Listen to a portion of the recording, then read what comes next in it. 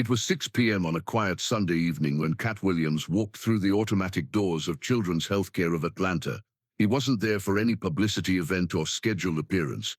He was there because of a conversation he'd had 3 days earlier that he couldn't get out of his head. He had been at a coffee shop near his hotel when he overheard a nurse on her phone break, crying softly as she talked to someone about the pediatric cancer ward where she worked.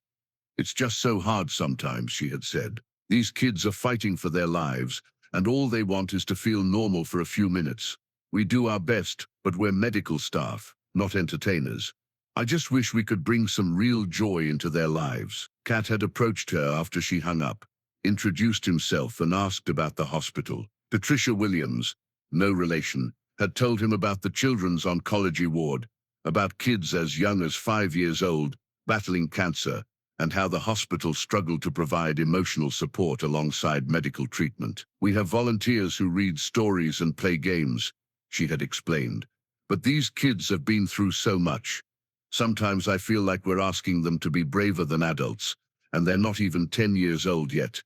That conversation had stuck with Katt all weekend. Sunday evening, instead of relaxing at his hotel, he found himself walking into the hospital carrying a duffel bag full of props, jokes written on index cards, and a heart full of nervousness he hadn't felt before a performance in years. "Can I help you?" asked the receptionist, a kind-looking woman in her 50s. "Yes, I'm looking for Dr. Patricia Williams. I'm Katt Williams. We met a few days ago." The receptionist's eyes widened in recognition. "Oh my goodness. Dr. Williams mentioned you might stop by. Let me call her." A few minutes later, Dr. Williams appeared in the lobby, looking surprised and delighted. "Katt, I can't believe you actually came. I told you I would. I've been thinking about those kids all weekend. Are you sure about this? The oncology ward isn't like performing at a comedy club. These children are going through treatment. Some of them are very sick. Dr. Williams, I've been performing for over 20 years. I think I can handle adjusting my material for kids who need to smile." She led him through the hospital corridors, past rooms filled with the quiet beeps of medical equipment and the soft conversations of families dealing with the unthinkable. "There are 12 children in the ward right now," she explained as they walked, ages 5 to 15. Some are here for treatment, some are recovering from surgery, others are, well, they're making the most of the time they have. They stopped outside the ward's common room, where Katt could see several children in hospital gowns, some in wheelchairs, others with IV poles, all looking like they carried the weight of the world on their small shoulders.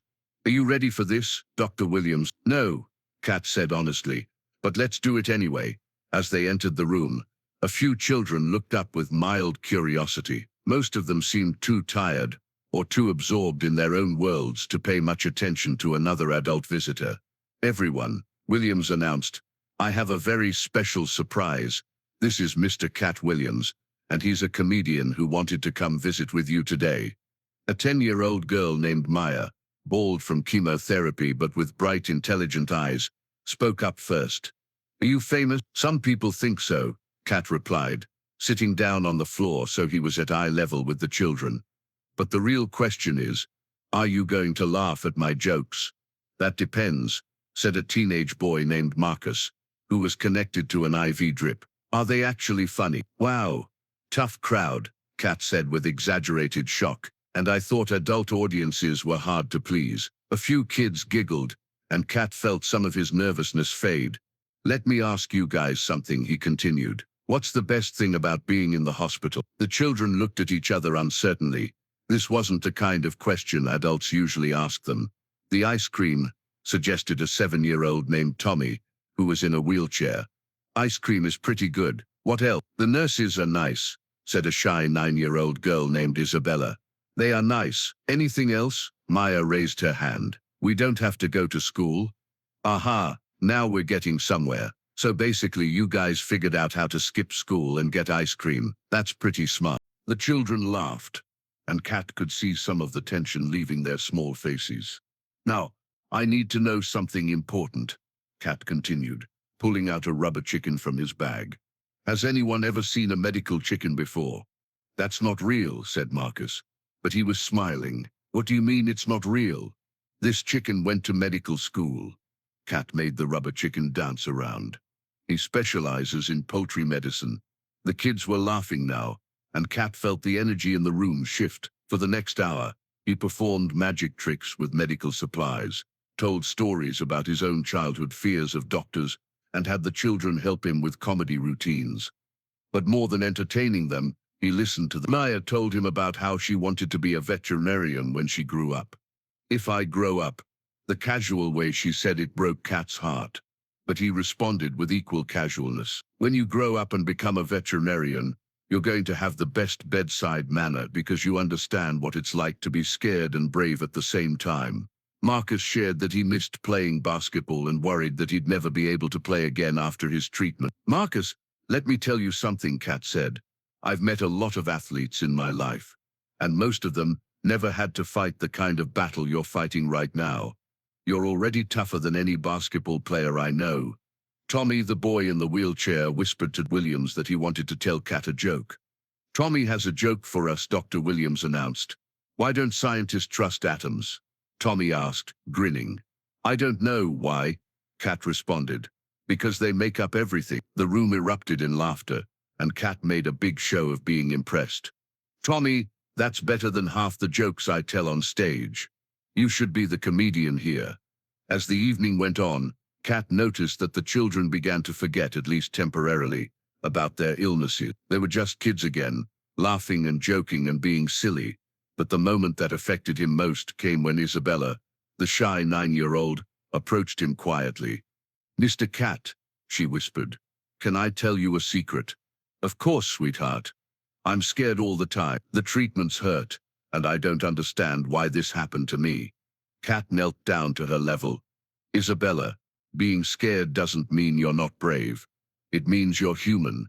And feeling scared about big, hard things is actually pretty smart. But the adults always tell us to be brave and positive. The adults mean well, but here's the truth. You can be scared and brave at the same time. You can cry and still be strong. You can have bad days and still be fighting. Really, really, you know what I think makes you brave? What? You got out of bed this morning. You smiled and laughed tonight even though you're going through something really hard. That's not fake bravery. That's real courage." Isabella hugged him then, and Katt had to fight back tears. As the evening wound down and the children were taken back to their rooms for the night, Dr. Williams walked Katt toward the exit. "That was incredible," she said. "I haven't seen those kids laugh like that in months. They're amazing kids. They're dealing with things that would break most adults. Will you come back?" Katt stopped walking. "What if I did more than come back? What if we created something more permanent?" "What do you mean, what if we set up a program? Regular entertainment, but also emotional support, art therapy, maybe even educational opportunities for kids who are missing school." Dr. Williams stared at him. "Are you serious?" "Dead serious. These kids are fighters. They deserve to have their spirits supported as much as their body." 3 months later, the Katt Williams Children's Joy Foundation opened its first permanent location at Children's Healthcare of Atlanta. The program included weekly comedy therapy sessions, art classes, music lessons, and tutoring for children who were missing school due to treatment. But more than the organized activities, the foundation created a space where children could be honest about their fears, express their emotions without judgment, and remember that they were more than their diagnosis. Maya, the 10-year-old who wanted to be a veterinarian, became one of the program's first success stories. During her treatment, she worked with foundation tutors to stay current with her schoolwork. 2 years later, cancer-free and back in regular school, she was already taking advanced science classes. Marcus, the basketball player, discovered a love for coaching younger children through the foundation's adaptive sports program.